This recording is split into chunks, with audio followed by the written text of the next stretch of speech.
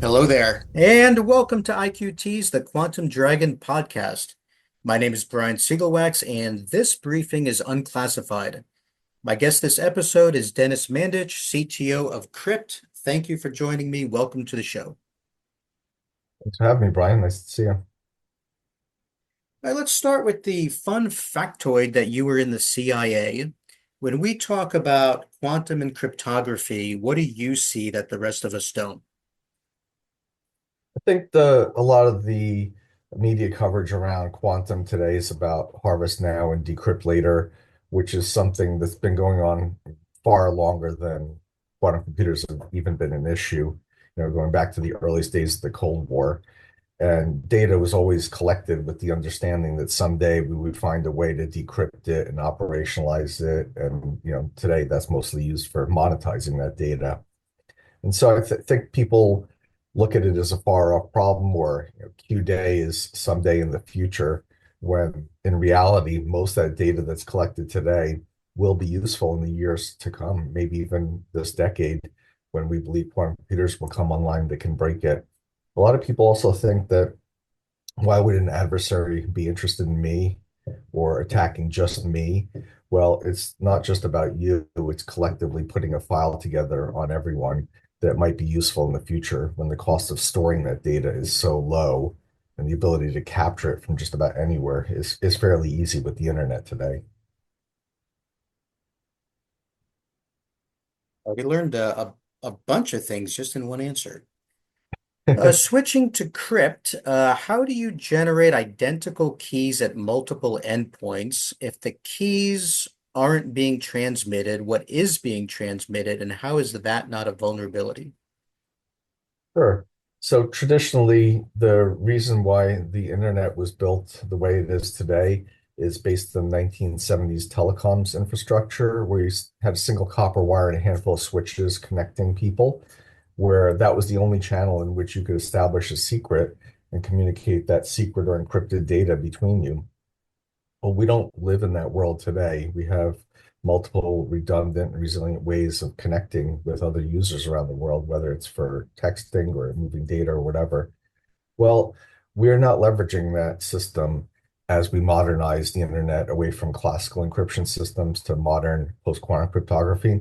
And we really need to change that architecture. And the way to get away from that distribution of keys and tying those keys to our data is by limiting the entire mechanism behind public key infrastructure. And the way Qrypt does that is when Alice and Bob are two communicating parties want to establish a secure channel between them, they'll take a lot of the same steps that they would normally do to connect to the internet. But instead of using that channel to establish a key and to use that same key in that same channel to send that data back and forth, we'll have them each reach out to the Qrypt cloud. The Qrypt cloud has hardware sources of quantum entropy, which we co-developed with the US government. These hardware sources of quantum entropy provide you with the raw materials and the software that you need to assemble the keys at your endpoint. So quantum entropy is fundamentally unpredictable and unknowable, unlike all of our noise systems today. Alice and Bob will now download those pools of quantum entropy to their endpoint. And the last bit of data, the exchange between them that's also encrypted, tells you how to assemble that pool of quantum random numbers at your endpoints into identical keys that you now use in that channel to transmit the encrypted data. So you're accessing multiple different points in the cloud to access different pools of quantum random numbers, so it's no single point of attack. And you've also decoupled that channel between Alice and Bob from the mechanism by which the keys are made. and where we're encrypting the data and moving it between Alice and Bob. So that really solves the harvest now, decrypt later problem, whereas post-quantum cryptography does not do that. We're using the exact same architecture as we transition to PQC from classical algorithms, and that leaves us vulnerable to harvest now, decrypt later for the foreseeable future until we can prove that these PQC algorithms are actually secure, because we don't know that right now. We think they are because no one's broken them, but the math behind them is unproven. It's only that it hasn't been broken until now that we have any confidence at all. Your tech was developed with, you just hinted at this, but your tech was developed with Los Alamos and Oak Ridge National Labs, is NIST ESV certified, offers 1.575 gigabits per second output, and you use multiple QRNG sources so that any single source is impossible to characterize. How much of that is marketing? Like if I buy one non-certified QRNG that was made by a group of PhD candidates, how am I still vulnerable? It's still a QRNG and it's still pretty darn random. Well, that's what they told you, but how would you prove that? You have no way on your own to validate that something is actually random at all because there's no test for randomness in a stream of numbers. You really have to go down to the hardware and how that hardware is made to prove that everything in there in the signal that you're getting from it is truly quantum in origin. It's very easy to fool only almost any statistical test, any statistical analysis. And this has told us themselves in multiple disclosures that, look, even our own tests for proving that something is random or not are invalid for cryptographic applications, meaning that I can get a pool of numbers from any source, QRNG or otherwise. I can run these tests on them that can prove that they are not random because they have some pattern in them, but I can't prove that they are random. And that's the big difference. So for the ones that the US government developed at Los Alamos and Oak Ridge, we had nothing to do with the development process. They made it for their own government applications that they don't disclose to us. We only licensed that technology and took what were very expensive pieces of hardware and turned them into something that's useful for a commercial industry and that any big enterprise could buy and put into their rack. And the whole point of going through the ESV certification process is to show that these are, in fact, have some amount of what we call entropy inside that is the origin of the randomness that you use for cryptography or encrypting data. And without that, you have no proof. Anyone can say, I have a QRNG, it's quantum in origin because there are electrons inside and there are photons and so on. All of that's true, but the amount of quantum signal that you can use for cryptography that you're getting out of that is so small as to be meaningless. And those have been fooled many times over the generations. And that's the easiest way to do bulk decryption. So if you have a bad mechanism for making your random numbers, a bad QRNG that's not actually quantum at all, then you can predict all the keys that someone is using to generate for their encryption mechanism. And if you can do that, and that's a tried and true method of the intelligence community, you could read all their data without supercomputers or quantum computers or anything else. So until there's a national standard for a lot of this, for the quantum side of it, there is one in the ITUT. We don't really know, so buyer beware. You should write a book, by the way. This podcast isn't going to do you justice, but throw that book idea out there. Okay. You eliminate cost. Let's see, I gotta get my thoughts together here. You eliminate cost, distance limitations, dedicated hardware requirements, and other difficulties associated with quantum key distribution. But what if tomorrow I magically had an entanglement-based quantum network? How would your sales pitch change? Yeah, so entanglement-based systems, I'm a big supporter of them. I think we should build them. They solve a very different problem. They have lots of issues, distance limitations, and key rates, and so on. But ultimately, they're constrained by the fact that you can't really put a physical appliance like a QKD endpoint on your cell phone or your laptop or your desktop.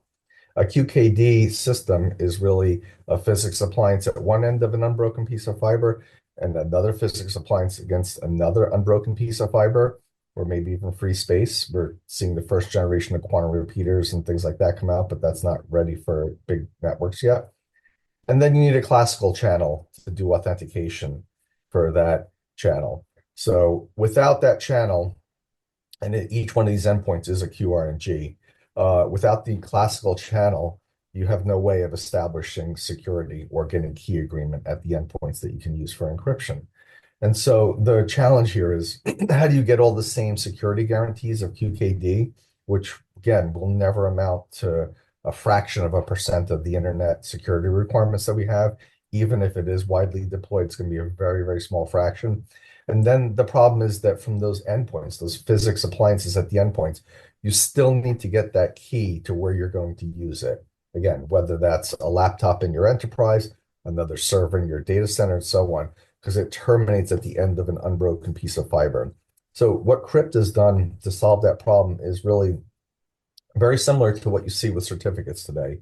So you don't go to a notary public anymore to get a signed certificate that my website is actually a valid URL or anything like that. In exactly the same way that we virtualized and digitized the whole process behind certificates, we, Qrypt, have done the same thing with QKD. Those QRNGs that are each one of those endpoints, we have now moved all of those to the cloud and made them available from multiple different cloud data centers, multiple different mechanisms of consuming them, and then put together the algorithms that I described in the last question on how to assemble those keys at the endpoint. So effectively, we've made digital QKD. It's analogous to classical QKD, which overcomes all the limitations of distance, specialized hardware, or anything. It can just be used at the application layer for doing messaging or machine-to-machine communications. Or in our case, in our biggest use cases is, excuse me, losing my voice, for doing huge amounts of AI data infrastructure.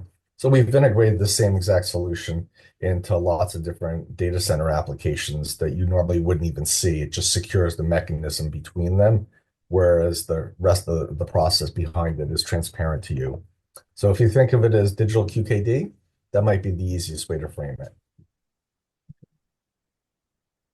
We're used to quantum computing companies mentioning Nvidia at every opportunity, but Qrypt is a non-computing quantum technology company. So when you say that you natively I gotta drink less coffee.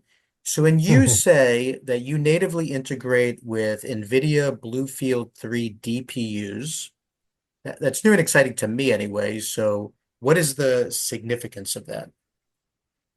So DPUs are the units that communicate. You can think of it as a super network interface card, the thing that actually communicates data between GPUs and clusters of GPUs in the data center. And these are incredible pieces of technology where the data that you're moving is probably the new gold, as they say, as the new oil. So that data is critical to protect in transit. And that transit mechanism might be between different data centers. It might be between different racks in a data center or in a hybrid environment where you're sharing data center space with other vendors. And so it's critical to secure that channel for the long term because just about anybody who can get a lot of this very important training data will be able to use the same type of infrastructure from third parties to do all that AI training. Well, that was one of the biggest challenges to adopting big data centers, big AI factories, where your data has never left your private enterprise infrastructure for decades. It's your secret sauce to making pharmaceuticals or new materials and so on. But now, to compete in an AI-powered world, you have to take that data out of your private data center and train it on these huge AI clusters in the cloud. Moving that back and forth is extremely risky without very high security guarantees that are beyond what you would get from what I always say, sending cat videos and so on. So even as you transition to PQC, that's the same solution for securing, YouTube videos and email as your proprietary data, your secret sauce, your crown jewels. That can't be the case. That's where Qrypt steps in. Our integration for the technology I described earlier is incorporated into DPUs now, so that you can safely move any amount of data using that same Bluefield 3 Nvidia produced product that you'll find in virtually every data center in the world, even in your own for smaller racks, to communicate between them. So you get a much higher level of security guarantees natively integrated in the Nvidia ecosystem, which we're inception partners with Nvidia for doing this. And we've also extended that same solution all the way out to the edge. So if you're familiar with the Jetson products that Nvidia makes, these are small AI-powered devices that can sit inside of a factory, a vehicle, a drone, any forward deployed system. They're very low power, but they run entire AI workloads on them. But sometimes those workloads, whether it's for a smart car, a smart city, what have you, may need to call up to the big AI factory to get additional processing power to help, run a city, for example. That's where we come in. We connect even those small, low-power devices all the way up to the AI data factory using the same NVIDIA technology, but with Qrypt's security guarantees and cryptographic solutions embedded directly in the system. You don't have to do anything else. You just turn it on. For my last question, going beyond cryptography for a moment, you also mentioned bootstrapping statistical analysis, seeding Monte Carlo simulations, unpredictability and variability in gaming, and synthetic data for AI and ML applications. What are the advantages of using Qrypt technology for all that? For all of these solutions, you need access to actual true randomness. And we only know of one way in the entire universe to produce something that's truly random. I'll give you a counterexample, which is rolling dice or any type of classical mechanism that you'd find in a bingo parlor is purely knowable if I know something about the way I started that roll and the way the viscosity of the air is and so on. So it's a very predictable process if I know a few parameters about rolling the dice before I measure them. In quantum mechanics, it's very different. We have perfect knowledge of a system. We know everything there is to know about it, but we can say nothing about the outcome of that measurement. So classically, this is done with photonics or light-based systems where you prepare a certain quantum state and you perform the measurement on that quantum state. We call it, collapsing the wave function, for example. And the outcome of that collapse is an unknowable 0 or a 1. And when you can do that billions of times per second, you can string those zeros and ones together to get a pure stream of random numbers that is no pattern in it. Now, that's very different from when we use pseudo-random number generators or mathematical functions, which to me is the ultimate misnomer because something that's pseudo-random is purely predictable. There's zero randomness in it at all. And when you use that for machine learning or gaming or anything like that, you recover the patterns from that mathematical function that created the pseudo-randomness rather than what you really want. So the basic example is for Monte Carlo simulations, where you want true randomness, something that's purely unpredictable, to have outcomes that are viable for doing financial modeling and things like that.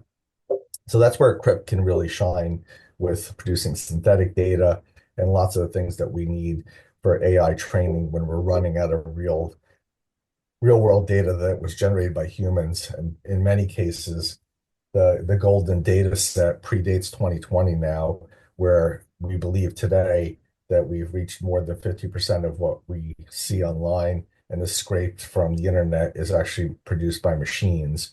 And machines have no randomness intrinsic to what they're doing. So we're always going to recover and, in many senses, poison the next generation of models with this extremely biased or predictable patterns that may be wrong. Reasoning next generation of models. Probably have to quote that somewhere at some point, but that's off topic. Well, I'm all out of Yeah, questions, so the the floor is example yours. of Sorry, go ahead. I think we're entering, a period where AI and quantum are converging. Many people, despite the hype around Mythos, believe we're reaching a plateau in LLMs and AI technology without some kind of a significant breakthrough. And that significant breakthrough can't come just from scaling to larger models. It's going to have to come from something else, either a development in the AI algorithms and research that they're using, or in the availability of much higher levels of compute. And if you think about why so much money is going into quantum computing, we're reaching the limits of what we can do with classical computing, whether they're GPUs or CPUs and so on. There's only so much power in the world. And if we can get those basic levels of quantum computers with enough logical qubits, we immediately reach a level of compute that is otherwise impossible, unattainable by any form of classical computing systems. Even if we had the entire power of the universe at our disposal and every atom that we could turn into a supercomputer, we can never reach that level of compute that quantum computers grow to, exponentially grow to. So I think in the next couple of years, what we'll see is that first generation of breakthroughs in quantum computers that really scale to become cryptographically relevant, but also relevant for, curing diseases and modeling molecules. And when AI and the power of quantum computers really converge and start to accelerate, we're really entering a completely unknown world of not just cryptography breaking, but of other mechanisms that we haven't even thought of that have no names today. So if we don't use this transition from classical cryptography to post-quantum cryptography to change the architecture and the security models that we've been using today and really enable end-to-end encryption for everyone, regardless of the application, we may be in a lot of trouble in the very near future when a lot of this data becomes exposed or transparent or otherwise available to our adversaries. So on a positive note, we're going to see a lot of amazing things come out of quantum and AI, but we have to temper that with what's probably coming on the other side. And I always say that nuclear technology was used for weapons long before it was used for curing cancer. And I was going to open the floor for you to say anything else you'd like to say anyway. So besides cryptography and all the other things that Qrypt does, is there anything else you'd like to add? I think it's an all nation effort here, and we're fortunate that in quantum it's fully supported by both the Republicans and the Democrats, and it's a race that we really must win. And if we can all come together on one version of technology, I think this should be it. And we see that from the government. It's really a groundswell that we need from the rest of the community. We need more people to go into physics and to these hard sciences to be able to accelerate this process because we're behind China on this one. Okay, and on that note, thank you again for joining me on IQT's The Quantum Dragon podcast. And thank you to everyone who's still listening. As always, I invite you to stick around for the outro music. It's called Dungeons and Dragons. Enjoy.